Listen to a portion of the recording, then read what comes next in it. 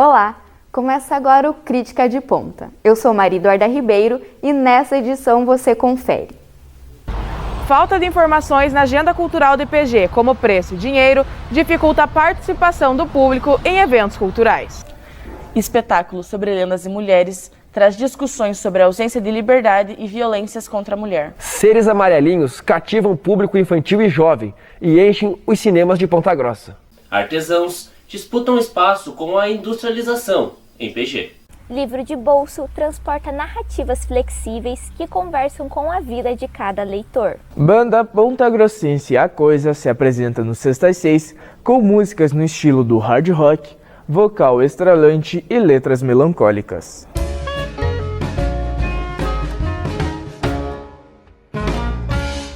A agenda cultural de Ponta Grossa possui déficit de informações e dificulta a presença do público em eventos culturais. Confira a crítica de Ana Luísa Bertelli de Embarre. Imagina só, uma agenda cultural portátil de fácil acesso que em questão de segundos você consegue acessá-la apenas escaneando um QR Code. Em uma cidade como Ponta Grossa, que conta durante o ano com grande diversidade de eventos no ramo artístico e cultural, ter uma programação que fomente a cultura e facilite a organização da população e dos produtores culturais é ótima.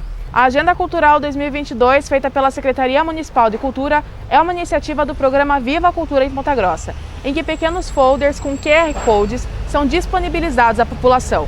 Ao escanear o código, você é direcionado para uma página no site da Secretaria, onde os eventos estão todos listados, de acordo com os dias, meses e local. A ideia que tinha tudo para dar certo, na prática, não ajuda tanto assim. Quanto custa um ingresso para assistir um espetáculo e em qual horário ele acontece? Pois bem, essas informações não são listadas. Na teoria, a agenda que deveria informar de forma completa sobre os eventos que ali aparecem, deixam de lado os dados mais importantes para quem acessa a página: tempo e dinheiro. Uma vez que, dadas as condições que vivemos, tanto financeiramente quanto de tempo, o preço e horário são o que chamam a atenção na hora da pessoa escolher o que fazer. De acordo com a própria secretaria, os horários não podem ser colocados com meses de antecedência no site, vistos que imprevistos na montagem e periodicidade dessas ações podem ocorrer. Sobre os valores, depende muito de cada evento. Enquanto alguns são abertos ao público de forma gratuita, outros podem vir a ter uma taxa simbólica. Ainda segundo a secretaria, todas essas informações são divulgadas no próprio Instagram, @cultura.pg, próximas às datas dos eventos.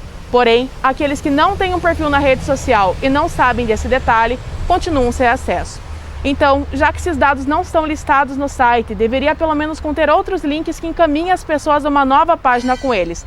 Na era da tecnologia, ligar para os locais a fim de ter essas informações não é mais uma opção. A agenda, que tinha tudo para dar certo, precisa ser repensada de maneira melhor. Realidade das mulheres é tema de peça teatral no Ópera. Mais informações na crítica de Catarina Jaworski.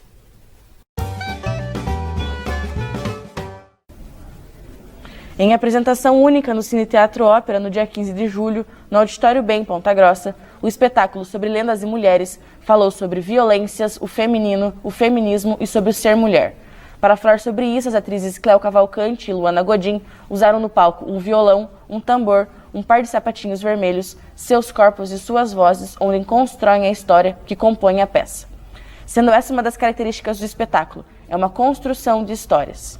Histórias do livro, em que a história é inspirada, Mulheres que Correm com Lobos, e experiências das próprias atrizes, já que em determinados momentos elas quebram a ideia de personagem no palco e trabalham suas próprias vivências com o público, deixando o espetáculo ainda mais intimista e pessoal. Para completar essa construção que as atrizes fazem no palco, elas dançam e cantam. A maioria das músicas são em espanhol e são compostas apenas por um violão e pelas vozes das atrizes. E tecnicamente, para completar esse ar de intimidade e pessoalidade da obra, o teatro estava com as luzes baixas e com uma luz vermelha como principal, onde não parecia necessariamente um teatro, mas transformou aquele ambiente num lugar seguro para quem estava ali trabalhar os temas sensíveis do espetáculo. As atrizes elas completam essa sensação de intimidade, além do contato que elas criam com o público durante a peça, elas criam uma sincronia na atuação. É possível ver os sentimentos delas no palco, o sentimento ao contarem suas histórias e o sentimento entre elas de apoio e até mesmo de sororidade. Comemorando os 10 anos do espetáculo, as atrizes já vieram para Ponta Grossa outras 3 vezes. Por conta disso, elas decidiram comemorar essa data na cidade. É possível ter informações da peça e das atrizes no Instagram, @sobre lendas e mulheres. Minions 2 lotam cinemas, mas desagradam os amantes dos bichinhos amarelos. Acompanhe na crítica de Cadu Mendes.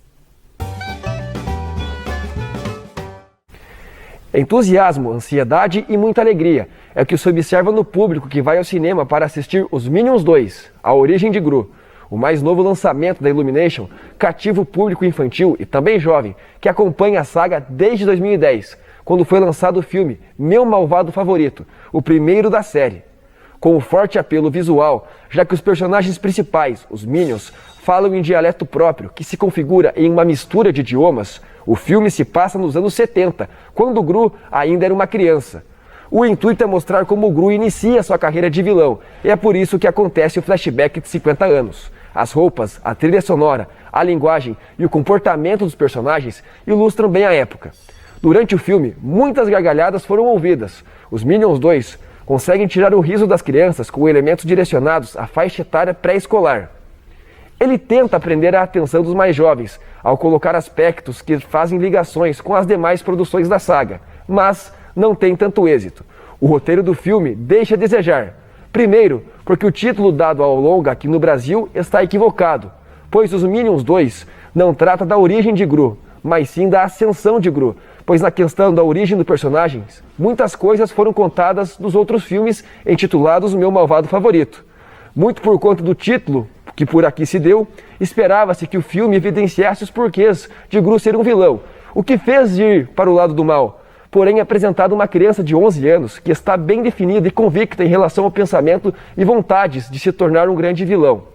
Como o filme conta uma história que já se sabe o desfecho, já que se trata de uma volta no tempo para relatar fatos da vida de um personagem formado pelos filmes anteriores, esperava-se alguma descoberta impactante, algo que fizesse quem assistiu os demais filmes entender o porquê de determinado acontecimento de algum filme anterior, mas nada disso acontece.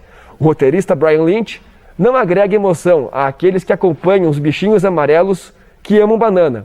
O filme fica em cartaz na cidade durante a temporada de férias. Porém, o preço de R$20 pela meia entrada não vale a pena para aqueles que acompanham a saga há mais tempo. Os demais filmes da série estão disponíveis em serviços de streaming. Cada vez menos as pessoas buscam os itens artesanais e recorrem a produtos industrializados, por conta do preço. Amor, paixão e até hobby. Tudo isso pode definir um pouco do que os artesãos de Ponta Grossa acham de suas produções. Mais do que isso, os produtos artesanais se tornam fonte de renda de artistas que a cada dia perdem espaço para as grandes fábricas, capazes de produzir itens bem semelhantes em questão de segundos e por menos da metade do preço. Cada vez mais os pontagrossenses esquecem de algo muito importante em uma produção artística: o amor. Elemento muito importante e que por vezes na correria do dia a dia fica de lado. O que as grandes fábricas fazem em agilidade, os artesãos de PG respondem com sentimento de amor e comprometimento, com aquilo que muitos começaram a fazer ainda quando crianças. Quando vemos um robô pintar um quadro, logo nos passa pela cabeça um sentimento esquisito. Isso porque sabemos que o robô não tem sentimentos e por isso irá fazer apenas o que foi programado. Mas por que quando vemos comidas, brinquedos e até enfeites que antes eram artesanais feitos por robôs, o sentimento não se repete? Seja um bolinho de chocolate ou mesmo um carrinho de brinquedo esculpido na madeira, ambos representam algo, seja a moça do terminal que vende bolinhos artesanais para pagar a faculdade do filho ou a idosa que aprendeu a tecer com sua mãe. Esse tipo de significado uma máquina nunca vai conseguir transmitir. Em Ponta Grossa, o ponto de referência para aqueles que buscam produtos artesanais é a Casa do Artesão, que fica na Praça Barão do Rio Branco, o centro da cidade. E surgiu após uma iniciativa de um grupo de artesãos. Ela funciona de segunda a sexta, das 8 da manhã às 18 da tarde. Livro de bolso de escritora pontagrossense promete provocar sensações e perturbações. Você confere os detalhes na crítica de Kathleen Scheinberg. E se a subjetividade do dia a dia coubesse em um bolso? Essa é a proposta do livro Bolso, Onde a Vida Cabe, da escritora Renata Regis Flores Belo. A obra, como o nome sugere, tem um formato ideal para ser colocada em um bolso e levada para qualquer lugar. Este é o 14º livro da autora, que sucede outras produções como Surreal Verossímil e A Melhor Janela. Ela integra a Academia de Letras dos Campos Gerais e a Academia Pontagrossense de Letras e Artes.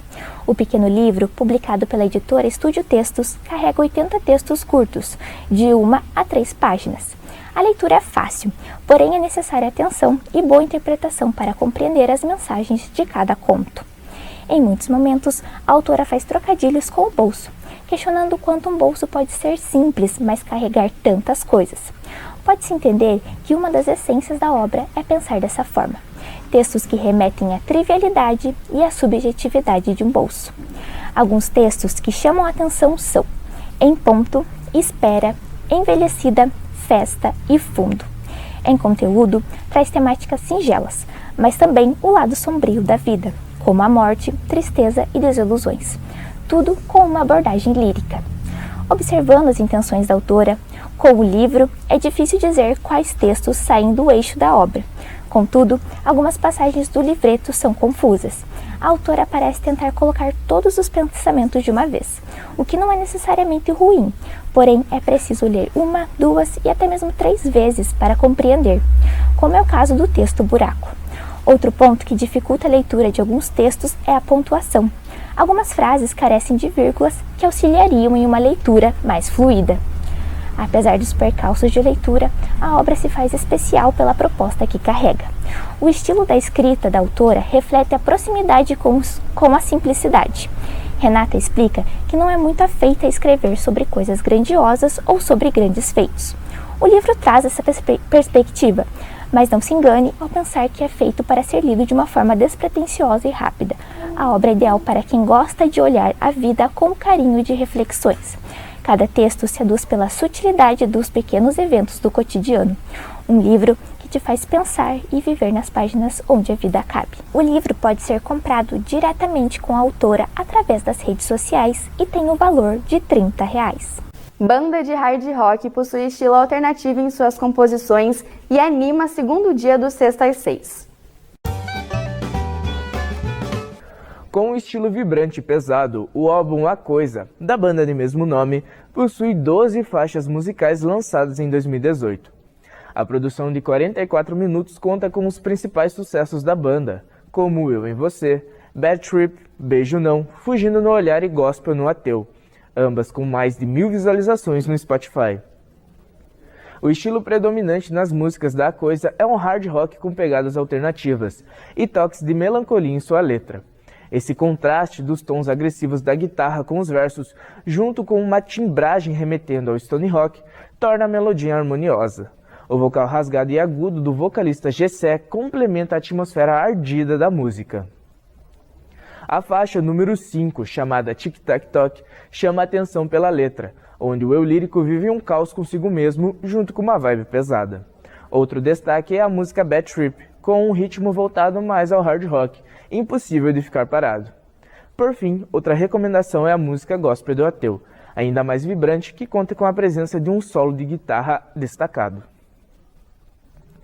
A capa do disco traz a figura de uma coisa, fazendo alusão ao nome da banda. Nela estão dispostas a imagem de um pássaro com pernas humanas, onde o pé está afundado em uma piscina. O fundo é uma imagem em branco, com elementos rabiscados dispostos de forma caótica, como em uma pintura surrealista, o que traz uma pegada gore para a capa.